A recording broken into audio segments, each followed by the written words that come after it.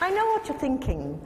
You think I've lost my way and somebody's going to come on the stage in a minute and guide me gently back to my seat.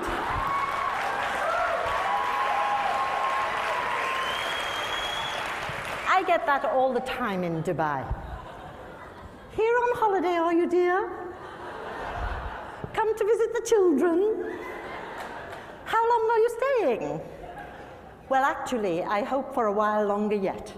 I have been living and teaching in the Gulf for over 30 years. And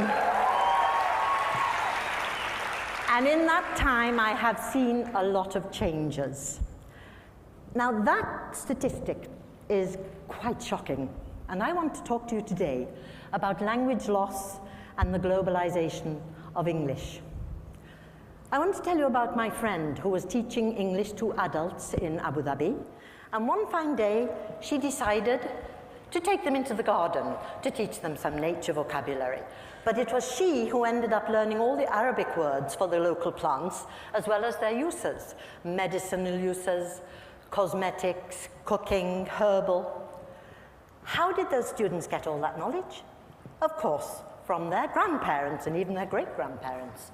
It's not necessary to tell you how important it is to be able to communicate across generations. But sadly, today, languages are dying at an unprecedented rate. A language dies every 14 days.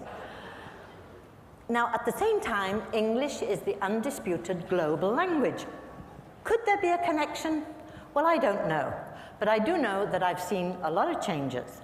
When I first came out to the Gulf, I came to Kuwait in the days when it was still a hardship post. Actually, not that long ago. That is a little bit too early. But nevertheless, I was recruited by the British Council along with about 25 other teachers, and we were the first non-Muslims to teach in the state schools there in Kuwait. We were brought to teach English because the government wanted to modernize the country and to empower the citizens through education. And of course, the UK benefited from some of that lovely oil wealth.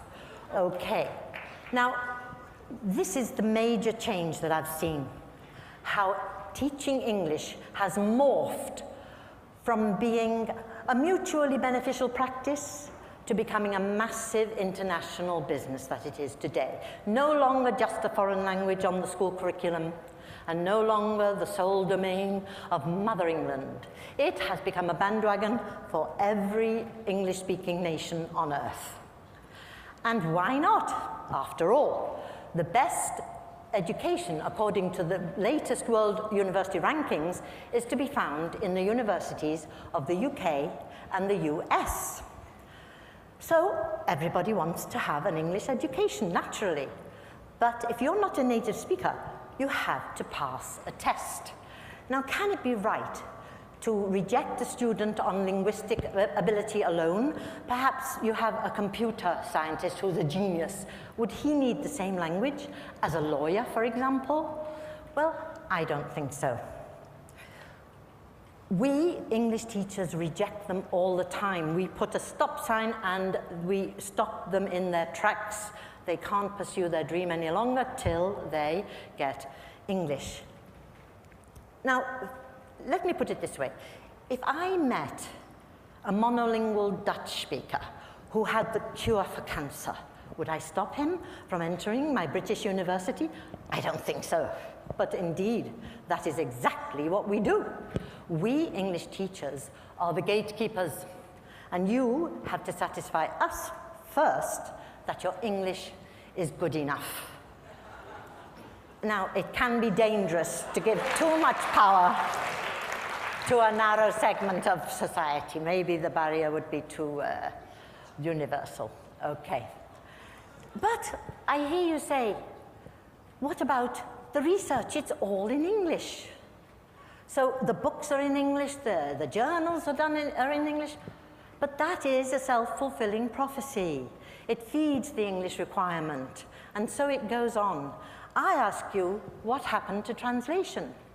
If you think about the Islamic Golden Age, there was lots of translation then. They translated from Latin and Greek into Arabic, into Persian, And then it was translated on into the Germanic languages of Europe and the Romance languages, and so light shone upon the dark ages of Europe. Now, don't get me wrong, I am not against teaching English, all you English teachers out there. I love it that we have a global language. We need one today more than ever. But I am against using it as a barrier. Do we really want to end up with 600 languages and the main one being English or Chinese?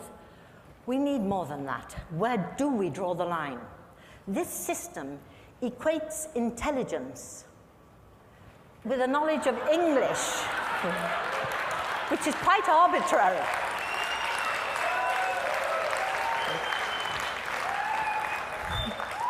And I want to remind you that the giants upon whose shoulders today's intelligentsia stand did not have to have English, they did not have to pass an English test. Case in point, Einstein. He, by the way, was considered remedial at school because he was, in fact, dyslexic. But fortunately for the world, he did not have to pass an English test because they didn't start until 1964 with TOEFL, the American test of English. Now, it's exploded. There are lots and lots of tests of English, and millions of students take these tests every year. Now, you might think, you and me, those fees aren't bad, they're okay, but they are prohibitive to so many millions of poor people. So immediately we're rejecting them. Brings to mind a headline I saw recently, Education, the Great Divide. Now, I get it. I understand why people would want to focus on English. They want to give their children the best chance in life. And to do that, they need a Western education. Because, of course, the best jobs go to people out of the Western universities that I put on earlier. It's a circular thing. Okay. Let me tell you a story about two English scientists. They were doing an experiment to do with genetics and the forelimbs and the hind limbs of animals, but they couldn't get the results they wanted. They really didn't know what to do until along came a German scientist who realized that they were using two words for forelimb and hind limb, whereas genetics does not differentiate, and neither does German. So, bingo, problem solved. If you can't think a thought, you are stuck. But if another language can think that thought, then by cooperating, we can achieve and learn so much more. My daughter came to England from Kuwait. She had studied science and mathematics in Arabic at an Arabic medium school. She had to translate it into English at her grammar school, and she was the best in the class at those subjects, which tells us that when students come to us from abroad, we may not be giving them enough credit for what they know, and they know it in their own language. When a language dies, we don't know what we lose with that language. This is, I don't know if you saw it on CNN recently. They gave the Heroes Award to a young Kenyan shepherd boy who couldn't study at night in his village, like all the village children, because the kerosene lamp, it had smoke and it damaged his eyes. And anyway, there was never enough kerosene because what does $1 a day buy for you? So he invented a cost-free solar lamp, and now the children in his village get the same grades at school as the children who have electricity at home. And when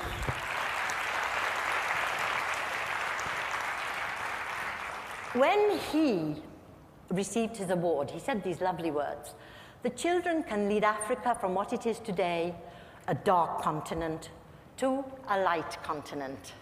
A simple idea, but it could have such far-reaching consequences. People who have no light, whether it's physical or metaphorical, cannot pass our exams, and we can never know what they know.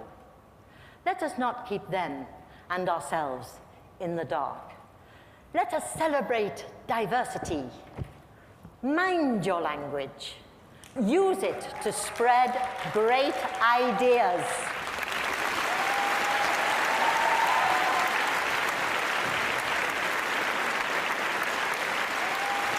you very much.